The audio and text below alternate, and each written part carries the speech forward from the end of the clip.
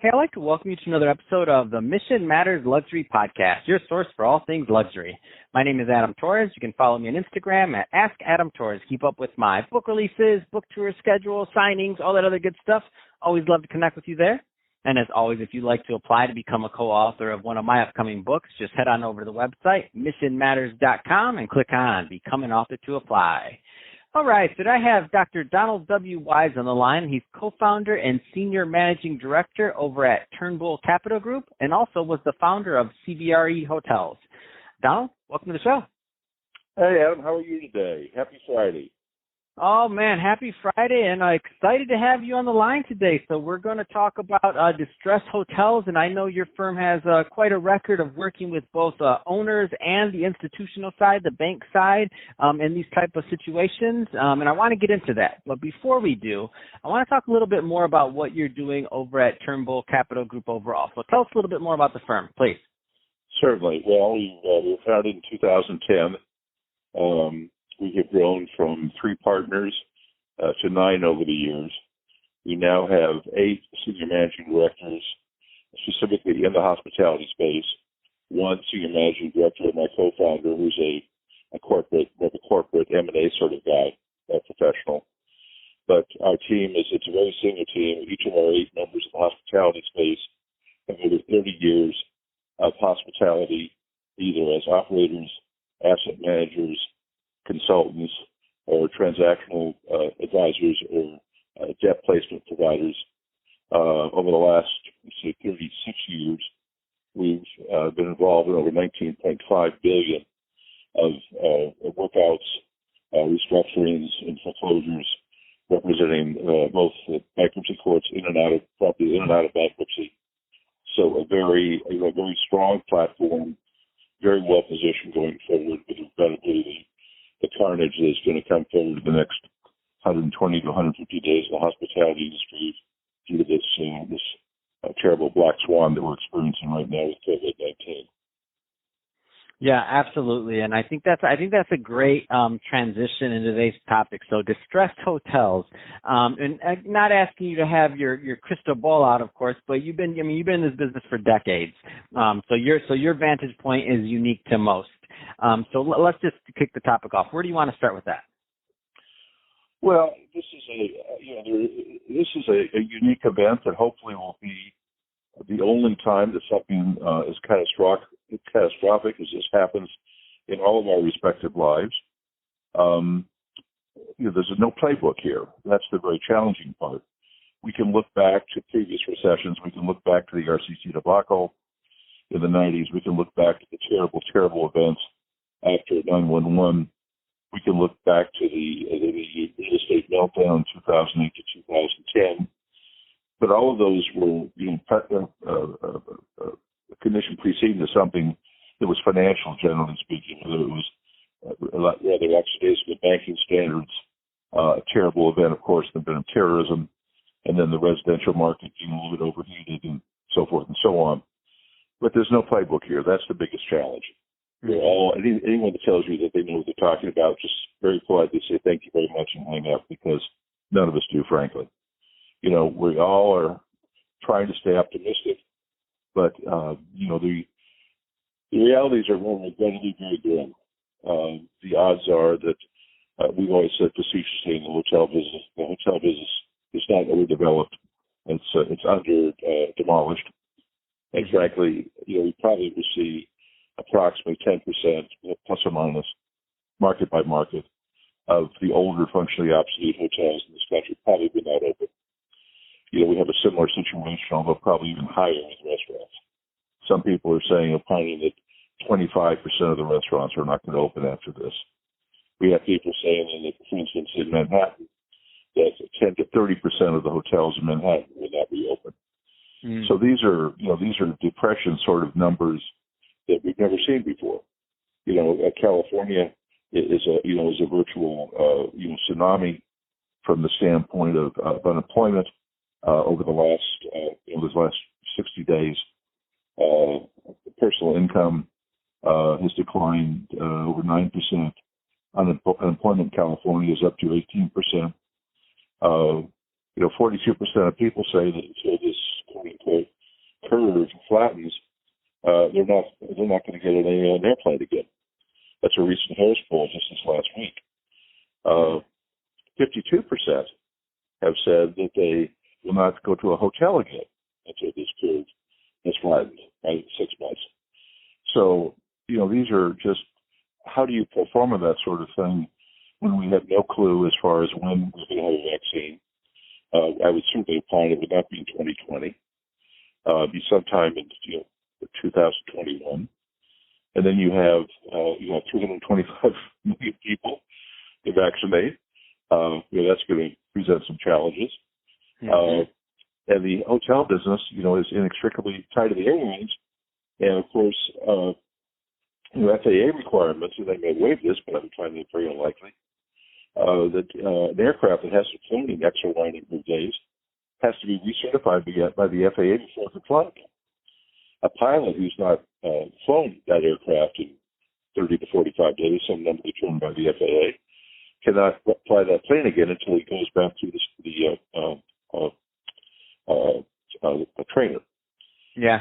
So these are all, how do we get our customers to our hotels in addition to the consumers, discomfort with cleanliness issues and having to wear masks for the first time that Americans are not used to. Has a room really been sanitized? When's the last time somebody was in the room? Where do I go for breakfast? Can I go to the spa safely? Can I go to the pool? All these issues. Again, there's no playbook, and that's clearly the issue here. We're all trying to be an armchair, quarterback on Monday morning after the games, but there's no playbook. So it's very challenging. All we can do is listen, be well informed, be savvy. And we're making history every single day here, Adam. That's all there is to it. We're making new history. All of this is going to be a very complicated and very long case study at the Cornell Hotel School someday. Absolutely. And so for some of these, the amount of hotels that are going to be affected, the numbers that you're talking about is huge, and not even to mention just the event space. So let's say that in theory, some of these areas are, predominantly done by, or predominantly have been booked to, for events like in Long Beach or things like that. They're centered down there. And now if maybe some of these events go online or other things, what we come back to may also just change. Well, you're going to see the closest analogy, Adam, we have to this is as I mentioned before, after the Terrell offensive 9/11. What we saw was the roadside properties came back relatively quickly because we still have hundreds of thousands of truckers that are moving materials back and forth across this great land. The destination properties will come back next. In other words, if you want to take your family and grab the kids and the dog and run up to the new Rosewood Hotel in Montecito, or you want to run down to Hotel del Coronado and sit with your bride by the pool with a Mai Tai, and the kids are playing in the sand and swimming, that's easy. It's drive to, it's 3 hours, it's in the car. If you want to go to Catalina Island for a 3-day weekend, you park your car in Long Beach or San Pedro, you're on a ferry for an hour and a half, and you're off in paradise. Those kind of markets will come back pretty quickly. Because in the business travel, as I indicated, the business travel component is going to be nearly 100% dependent on the airlines as far as how quickly the airlines can come back. And then next you have the big boxes that you're talking about for the convention hotels. And clearly, it's going to take a while for them to come back before people get comfortable being with their 300 best friends at a chicken, overcooked chicken lunch or dinner sort of thing. Mm-hmm. So that's good. And then lastly, those locations which are truly, truly dependent on the air travel, like Hawaii, Mexico, the Caribbean, in some cases, Las Vegas. Las Vegas has lots of people, not all of them drive from California. Mm-hmm. So those markets are going to come back last, again, because of just the fact that people, are not going to be getting comfortable, just as a 911, are not going to be comfortable getting back on an airplane anytime soon. And so, what does this mean for Turnbull Capital Group going forward? And again, not saying you have the crystal ball, but how do you see Turnbull Capital Group playing its role within this? Well, we've endeavored to place ourselves over the year as we're a smaller firm, but we have some of the, in my opinion, some of the the savviest professionals with the best horsepower of any firm in the United States. My partner in crime, Michael Brannigan, has been with me 21 years. Michael, I would put up against anybody on the planet to underwrite a difficult, complicated deal. My other partners are all 30-year veterans, have pedigrees that just, would boggle the mind. So we are very well positioned going into this terrible debacle to assist both borrowers as soon as possible when they know they're in trouble, lenders as they know they're starting to get properties back and get consulted from us on what's the market, how should they go about retransacting that property, what should they do once they get it, what should they do before they put it in the market, make the strong recommendations on all those things as well as execute the business for them. So frankly, and it's again very regrettable because this is such a terrible, the deaths and all this are so off the chart, terrible. With 799 deaths in New York City in one day, my goodness, that's just unfathomable. I mean, I was in Vietnam and didn't see, that many deaths in one day, for heaven's sakes. So, we're going to answer your question directly, Adam, we are going to have a very, very, very busy 3 years. Yeah, that's how long it's going to take. It's going to take 3 years, and then there'll be some overhang another 2 years after that. So, as I said, we're very well positioned going forward. But we are going to be, I have been working 12-hour days for the last 3 months, frankly, 6 days a week. Oh, yeah. I figured when you made time for me, I'm like, I'm getting down on the line. Come on, man, because I was like, I know you're busy right now.